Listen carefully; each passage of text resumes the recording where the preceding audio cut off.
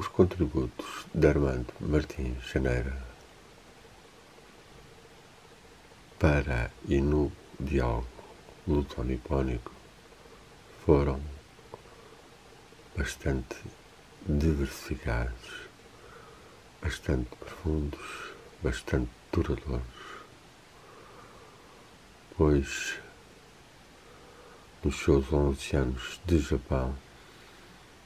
e posteriormente desenvolveu uma intensa atividade de revivificação dos momentos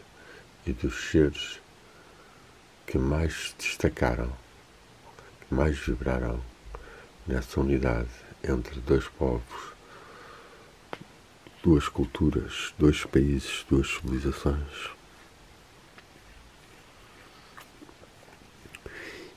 E neste artigo que eu escrevo, que entregarei dentro de horas, e que agora à meia da noite, acordando e meditando, decido falar e expor muito resumidamente o que nele está contido. Aí mostro como aconteceu esse encontro, de acordo ao seguindo as visões, os livros e as palavras de Armando Martins Janeira, expostas em várias obras, em especial o impacto português na civilização japonesa e figuras do silêncio.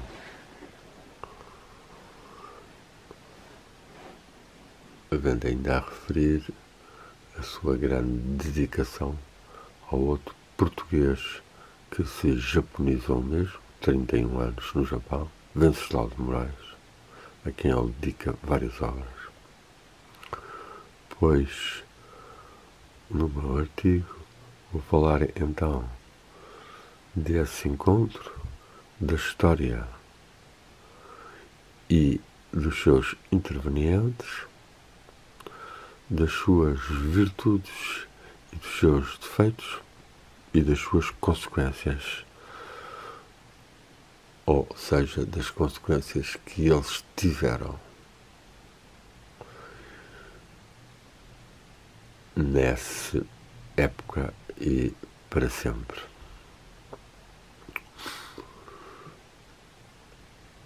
A ação dinâmica de Martins Janeira é realçada na criação de museus,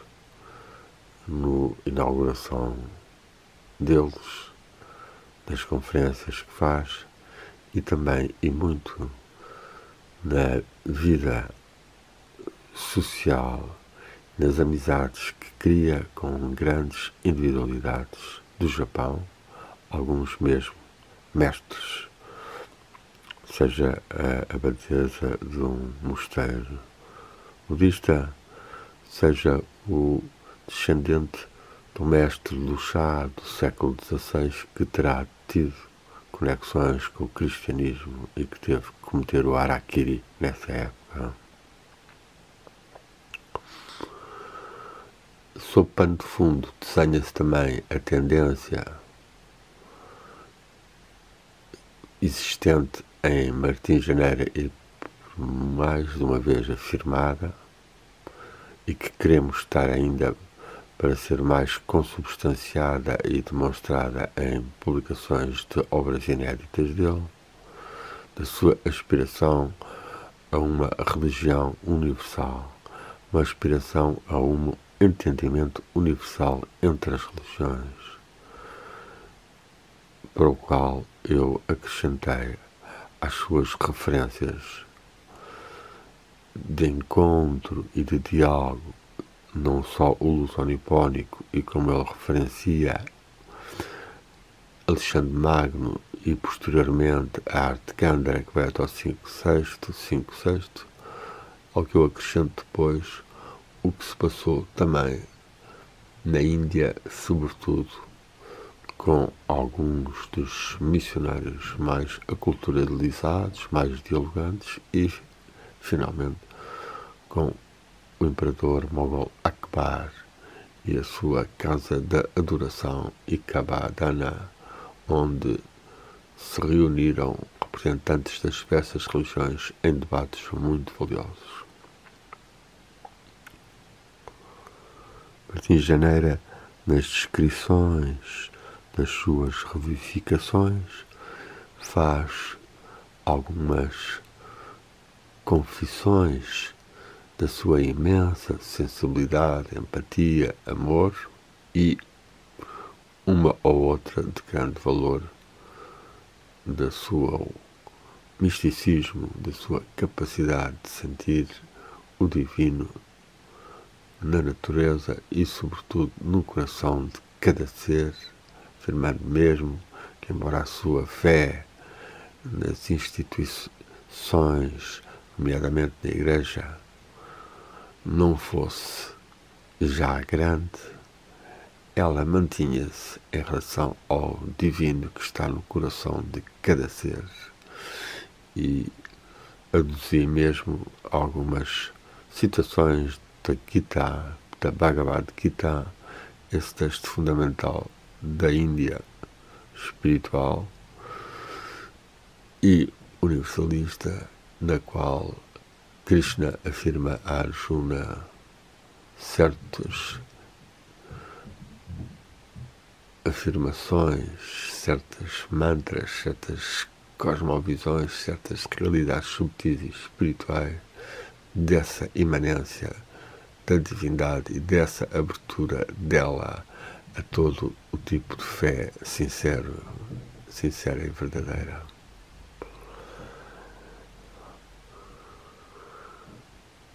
Esta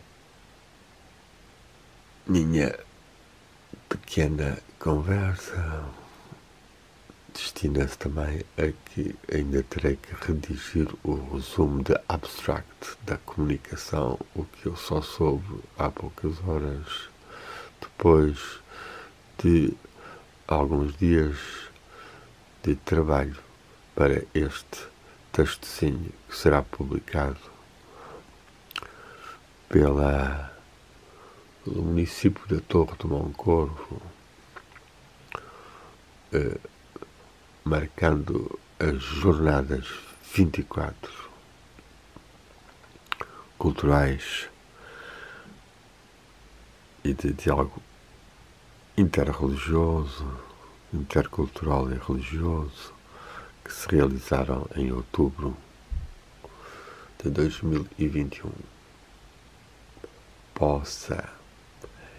esta imanência divina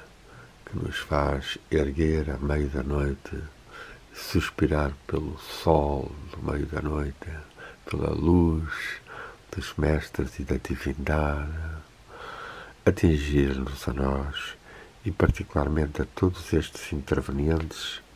imortalizados nas obras de Martins Janeira, seja os que já o eram, seja aqueles que para nós desconhecíamos, e referimos então as várias personagens atuais ou recentes da história luso-nipónica, tais como Shusaku Endo, o grande romancista, que escreveu vários livros dedicados ao encontro, e algumas das suas figuras, nomeadamente Cristóvão Ferreira, um provincial jesuíta, que, para não matar alguns cristãos e para não ser morto, resolveu abandonar a religião católica e assumir-se como religioso da tradição budista, que no século VI entrou no Japão e se amalgou bastante com a civilização japonesa e a sua própria religião original, o Shinto, ainda que subsistam independentes e sejam na obra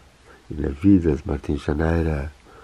reconhecidas e valorizadas como tal como vemos também nos livros maravilhosos de Venceslau de Moraes, que frequentava alguns templos e alguns ginjas ou santuários com regularidade, também ele tendo feito amizade com seres religiosos. Pois então, esta tradição, denominada ainda de satsanga, de comunhão, de grupo à volta da verdade, que paira tanto nos livros e nos escritos e na alma de Martins Janeira, um transmontano de Felgueira, e que,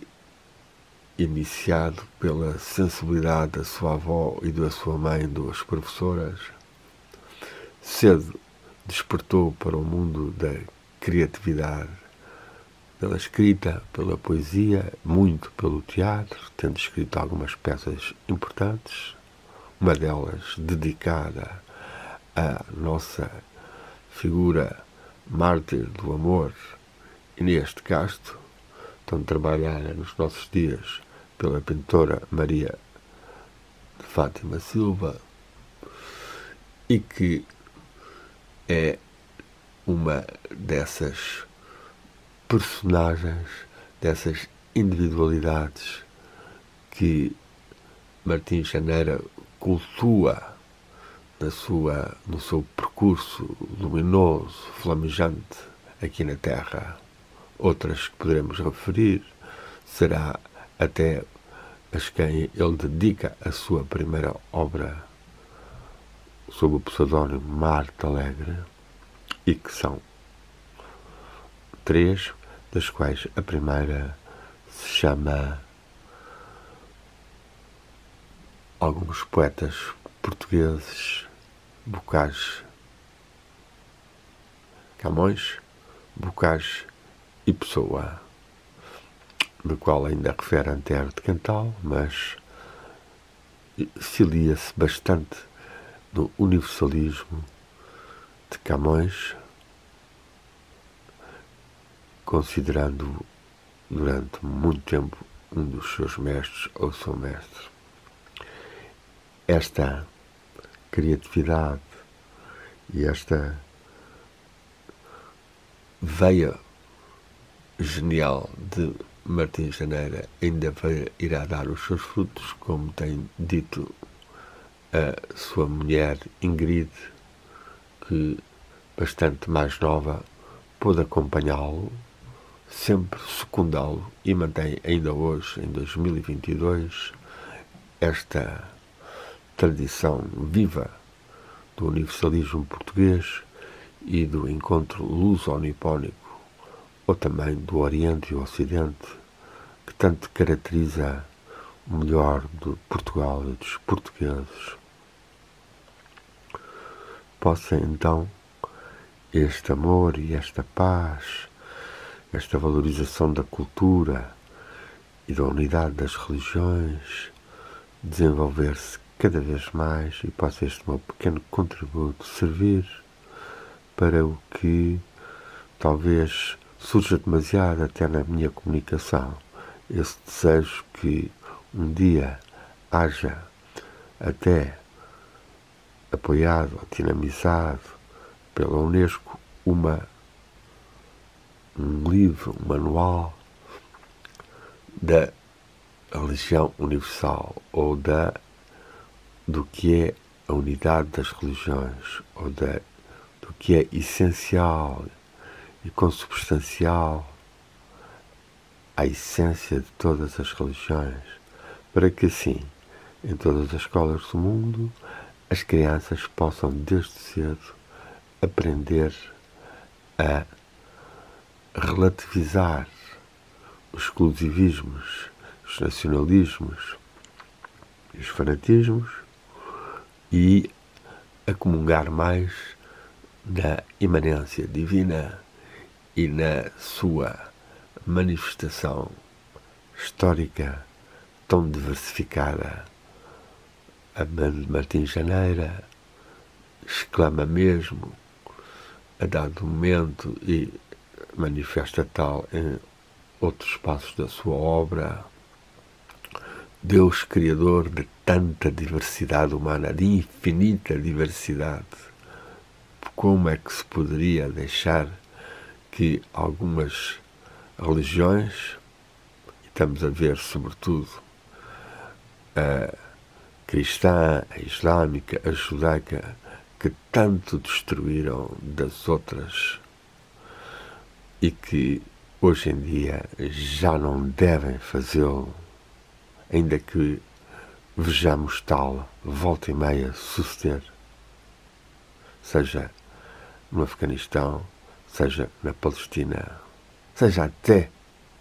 em alguns pontos dessa Índia tão ecuménica, aí já nos que se fanatizam no hinduísmo contra o Islão. É, portanto,